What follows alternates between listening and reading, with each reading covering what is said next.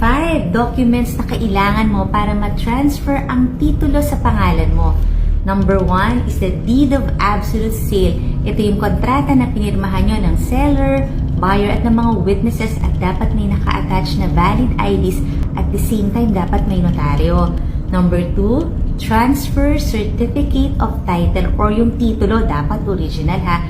At dapat kumuha ka rin ng original certified true copy sa Registry of Deeds. Number 3 is the tax declaration of land and building. Kapag walang improvement or walang building, kasing lote lang, dapat meron kang certificate of no improvement. Number 4, tax clearance, meaning fully paid na ang real property tax o ang amilyar ng property na binibili mo. Number 5, yung special power of attorney or SPA, just in case hindi ikaw ang mag-aasikaso ng documentation sa BIR, RD, and assessment.